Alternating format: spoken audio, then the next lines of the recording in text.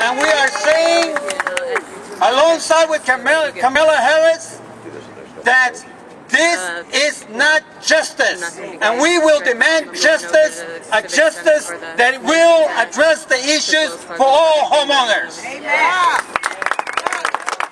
That is to include, we want all those homeowners that have suffered because their mortgages are upside down.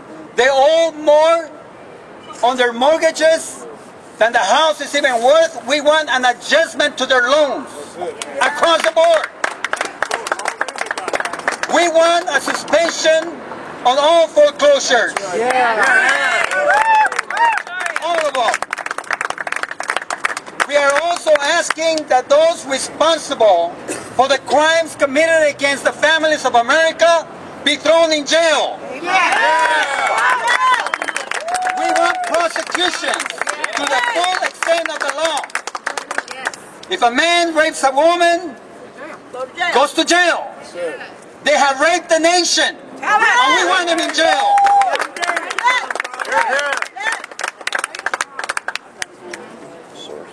We right now have Peter that's going to be speaking regarding what's going to go on Monday with Wells Fargo.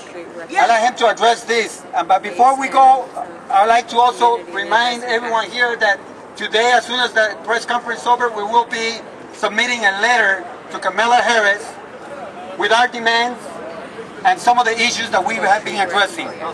We will be releasing this letter to the media, an open letter to the media, and basically it's a list of our demands, what we expect of all the Attorney Generals to do the right thing.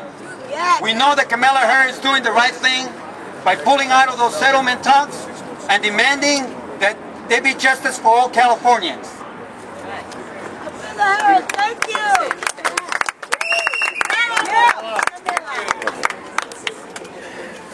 How many of you have seen It's a Wonderful Life? Remember Jimmy Stewart? He comes together with the community because the evil villain in that film is the banks. They took advantage of the homeowners back then during the Depression. They stole back the houses, they created this Ponzi scheme, and they profited enormously. The same scenario, except worse, has been playing itself out over the last 4 years. I want to hold up a magazine here.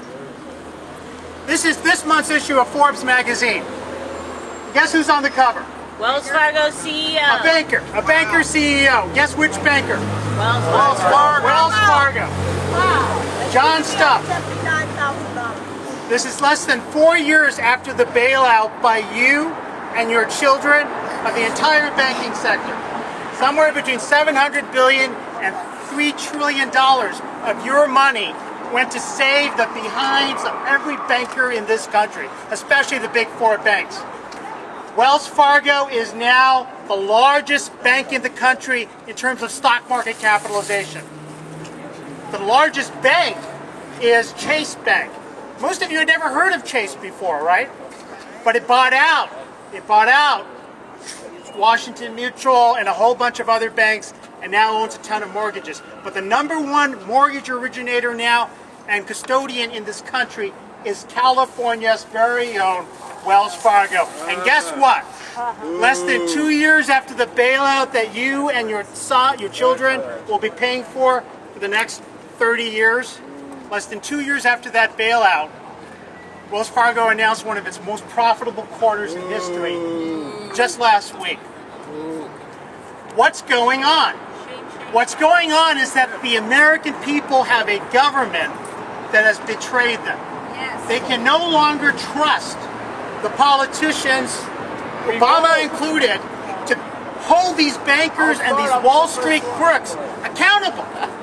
They've stolen your money, and they've made hundreds of millions, if not billions of dollars. This guy made close to $30 million last year.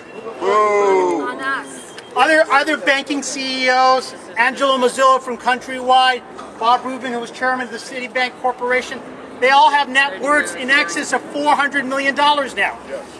They created a gigantic Ponzi scheme. They created loan policies that were discriminatory against minorities and against the elderly. They could put down 3% or no money down, ninja loans, no income loans, and then they rode that bubble up for 7 years, made hundreds of billions of dollars off it, and then let it crash, and guess what?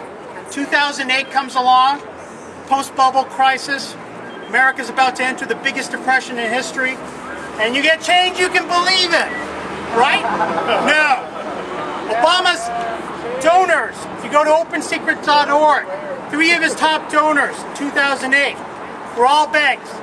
The number 1 donor that Obama had was Goldman Sachs.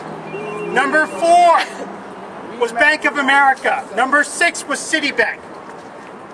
Did you see criminal prosecution of any of these crooks that defrauded the American people, that wrecked this economy? No. So we're out here today for 2 reasons. We're out here to stand in support of Kamala Harris. Kamala Harris is Attorney General for the state of California. She's one of 5 state Attorney Generals in this entire country who have had the courage, the audacity to stand up to these banks, these mobsters, this mafia, and said, no way. We know what's going on with the robo-signing, with MERS, with the lack of a title chain. No way are we going to allow you to erode over the rights of regular middle-class, working and increasingly unemployed Americans. You've wrecked this economy. We're going to stand up to you. We need more people like Kamala Harris in Washington, D.C., in Sacramento, and right here in L.A. City Hall. Thank you, Kamala Harris. Thank you, Kamala Harris. We stand with you. Now, Monday's a big day for the history of the people's resistance and fight back against the banking mafia that has taken over Wall Street, has taken over the government, has taken over every aspect of the society. Wells Fargo, in response to Occupy the Rose Parade's actions on January 1st and 2nd, where we had 5,000 plus activists march against the corporatization and militarization of the Rose Parade. Wells Fargo contacted us and asked to have a meeting, a serious 3-hour discussion on Monday from 3 p.m. to 6 p.m. They're going to have 6 of their senior level executives there. And I will tell you who those people are. They are Diana Stouffer, the head of Wells Fargo's entire mortgage banking division. John Sotodade, the head of community banking and community relations for Southern California. Diana Rodriguez, Wells Fargo's head of the Western USA division. Byron Reed, the head of Wells Fargo's community redevelopment arm. And the last 2 people are Alfredo Pedrazar, the head of Wells Fargo's government relations unit, and Jonathan Weidman, Wells Fargo's foundation head. All 6 of those executives will be meeting with 7 Occupy representatives and 2 Los Angeles community leaders. This is historic. This is a big deal. The 7 of us, myself, Cheryl, Mark, Carlos Marroquin, Ellen Brown, who spoke earlier, Quasi Nakamura, and I'm missing somebody. Who am I missing? Marcy Winograd.